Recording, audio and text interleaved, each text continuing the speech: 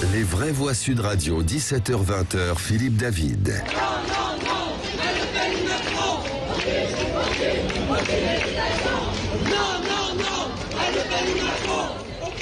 Un point met d'accord Emmanuel Macron et Marine Le Pen leur opposition au mouvement dans les facs ou encore à Sciences Po.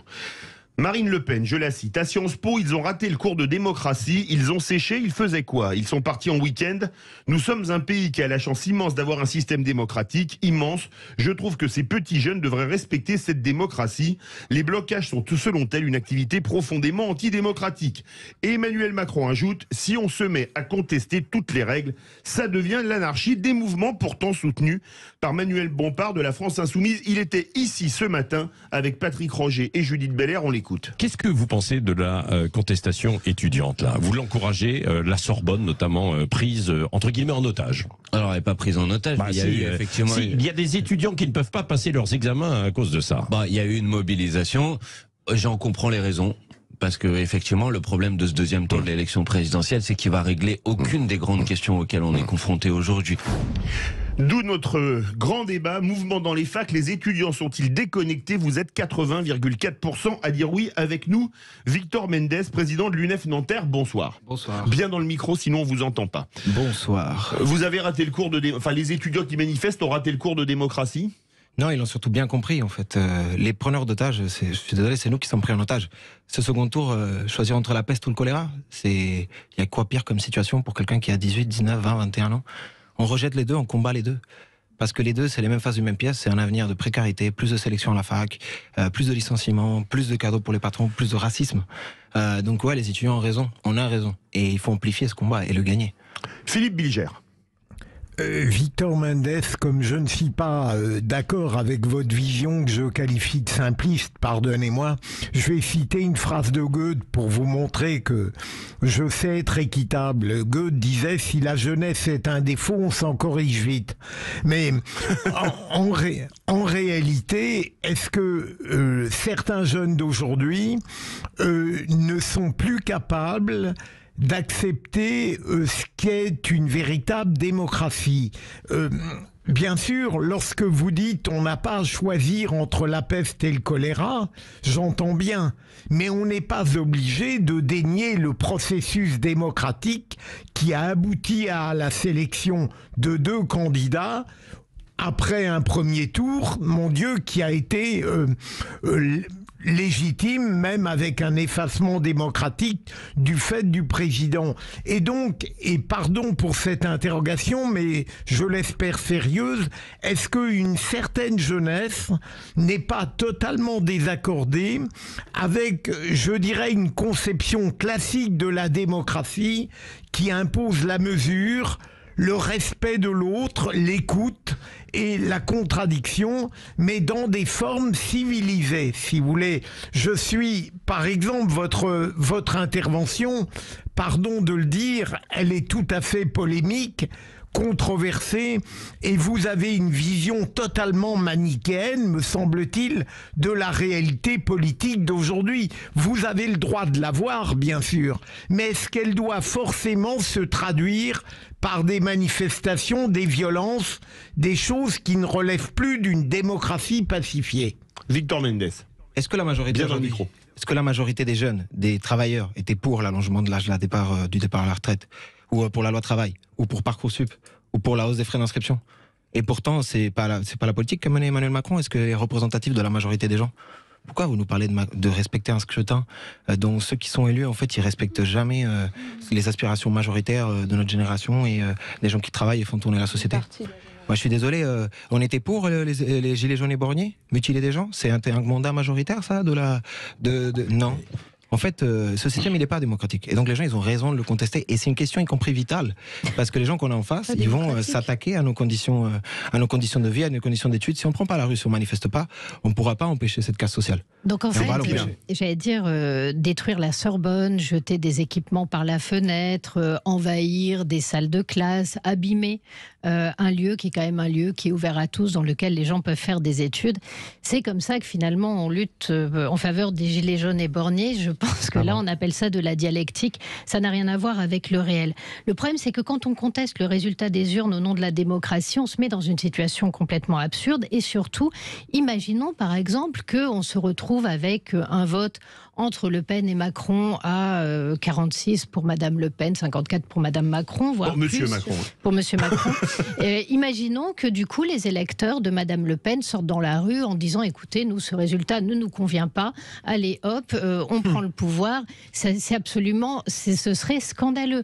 À un moment donné, le deuxième problème, c'est que tous ces jeunes, alors d'abord ils sont quand même pas nombreux, c'est quand même 150. S'ils peuvent faire autant de dégâts, c'est qu'il n'y a pas beaucoup de résistance en face, mais surtout à la fin, les jeunes n'ont pas voté. S'il y a un travail à faire, ce serait plutôt d'aller en direction de ce public-là en lui disant si vraiment vous vous sentez concerné par un certain nombre de points tels que l'UNEF ou d'autres partis peuvent le soulever, eh bien venez voter. C'est peut-être la première chose.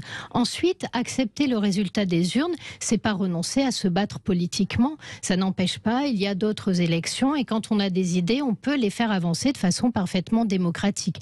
Là, on en arrive à des gens qui couinent en disant notre avenir n'est pas à la hauteur de ce qu'on espère, mais on est comme des petits oiseaux dans le nid, le bec grand ouvert en attendant la béquée. Si vous voulez commencer par changer les choses, commencez peut-être par aller voter après tout. Victor Mendes. Les gens ils couinent pas là, ils manifestent, ils protestent, ils gueulent. Et ils gueulent très fort. Et ils gueulent très fort parce qu'en fait il y a une envie de c'est révolte. Pas les gens, c'est 150. Déjà ça ne vous n'étiez représente pas à la Sorbonne, jeunesse. donc je pense que vous n'avez pas très bien compté, mais surtout vous voyez pas ce qui se passe. Le mouvement de bien fond, dans le en fait. micro. Le mouvement de fond qui se déroule en ce moment. Là, c'est, de mon point de vue, le début de quelque chose de bien plus grand. Demain, il y a une manifestation, il faut qu'elle soit massive, elle sera massive.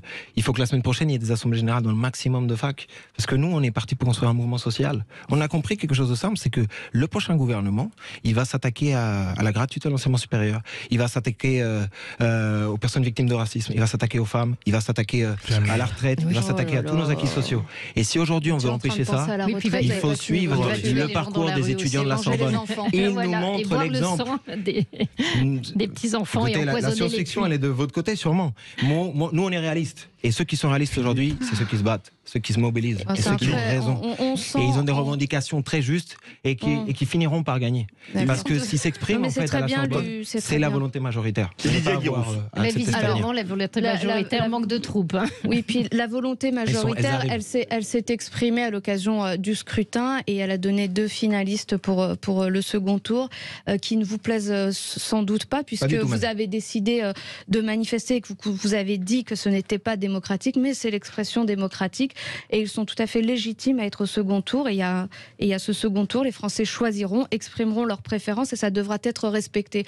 Si vous avez envie en fait d'être en politique ou d'être un activiste, peut-être que la première revendication que vous devriez faire comme syndicaliste étudiant, c'est de vous mobiliser pour que la jeunesse vote. Il y a eu 42% des jeunes qui n'ont pas voté. Et moi, je trouve que cela discrédite absolument une partie de cette jeunesse qui, au lieu d'aller voter, au lieu de faire son devoir démocratique de citoyen, préfère là manifester parce que le scrutin leur plaît pas. Je trouve que c'est une attitude qui est presque puérile. Et puis quand je vous écoute, et puis en plus c'est toujours la même chose. Moi je les ai connus, ces mouvements d'étudiants qui bloquaient les facs. Je me souviens lorsque j'étais à la fac de droit à Bordeaux, ça déboulait dans les amphithéâtres, ça prenait en otage les étudiants qui avaient envie d'étudier. Ils étaient 30 mais ils faisaient beaucoup de bruit et puis ils nous prenaient tout simplement, voilà, ils fermaient l'amphithéâtre, ils dormaient dans l'amphithéâtre et ils ne nous permettaient pas d'étudier tranquillement. C'était absolument insupportable déjà.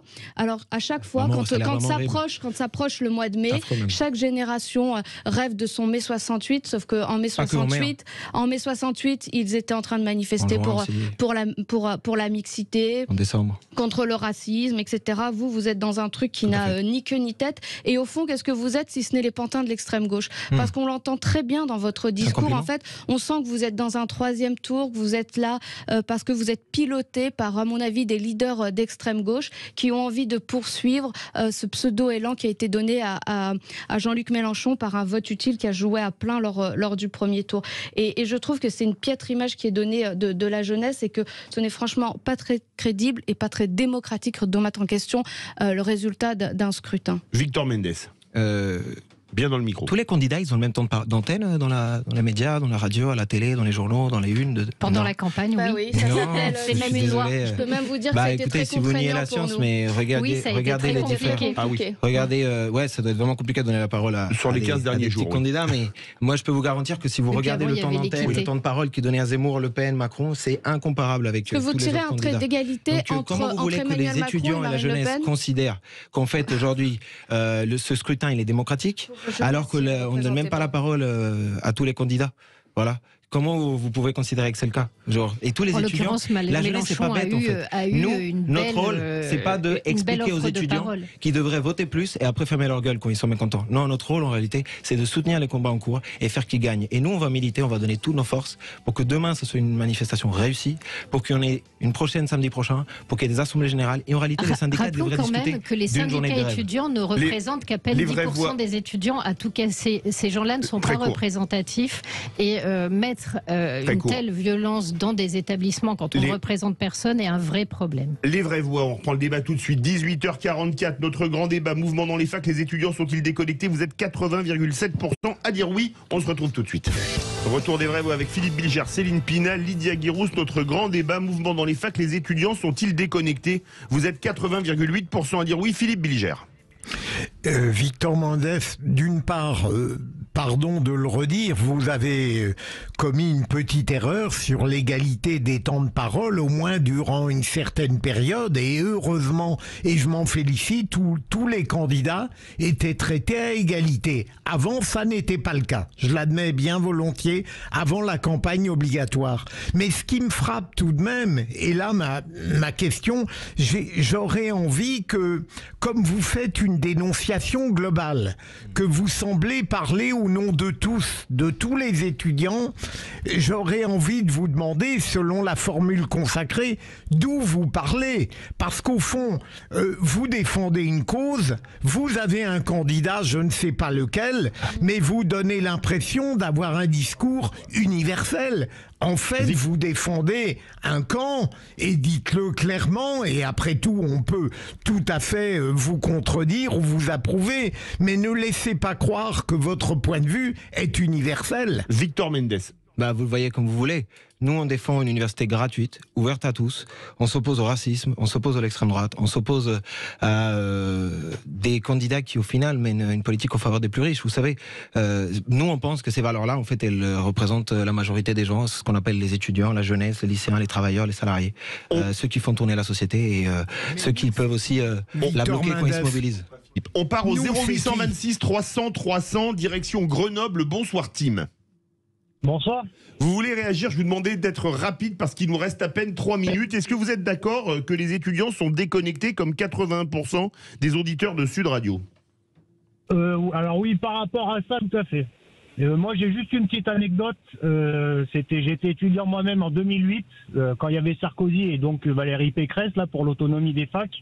Et là, nous, on avait manifesté à Grenoble, mais sans bloquer. Mais ça avait du sens parce qu'on était touchés directement. Là, je comprends pas bien. Du coup, on fait quoi? On met jusqu'à ce que le candidat qu'on soutient soit élu. Je vois pas bien l'intérêt du truc, en fait. C'est que tu sois pas d'accord, c'est une chose. Mais après, pas empêcher les autres d'aller étudier, quoi. Alors, en étant étudiant, tu fais pas partie de l'appareil de production. Donc, en fait, ce que tu as à faire, c'est aller à l'école, te taire et prendre tes cours, quoi. Manifester, c'est une chose. Bloquer une fac, c'est une autre chose. Et je trouve que c'est dommage, en fait. Surtout en politique, ça. Alors, c'est deux choses qui sont différentes, quoi. Tim, vous avez manifesté avec les étudiants en 2008. On va faire réagir Victor Mendes. Vous avez entendu ce que dit Tim. Il dit de toute façon, il faut respecter le suffrage universel. Vous voulez pas qu'on annule les élections, quand même? En fait, les étudiants, maintenant, ce qu'ils ont compris, c'est qu'il peut y avoir des réformes pires que celles de la LRU en 2008. Et ils vont pas attendre qu'il y ait le décret qui sorte pour le combattre. Ils ont tous montré la couleur, et Le Pen et Macron. Donc aujourd'hui, on est déjà en train d'organiser un rapport de force pour s'y opposer. Vous savez, il y a des gens qui ont commencé depuis un moment. À Nanterre, par exemple, il y a une occupation depuis le 27 octobre de la part de 100 facs, de jeunes qui se battent pour leur droit d'étudier. Et à ce jour, ils n'ont toujours pas réussi à imposer ça. Donc ils sont en train d'anticiper le problème dans l'intérêt général.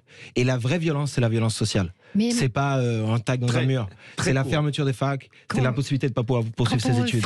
Et c'est pour ça qu'on va mener ce combat. Quand on refuse le résultat des élections et quand on refuse la démocratie, c'est quoi le système qu'on propose d'autre? C'est la violence de la rue, c'est on est une minorité, mais parce qu'on emploie la force, on fait passer ses idées. Le problème, c'est que sans démocratie, à part par la violence et en fait en menant des actions qui sont purement fascisantes, du coup, je vois pas comment on peut s'en sortir.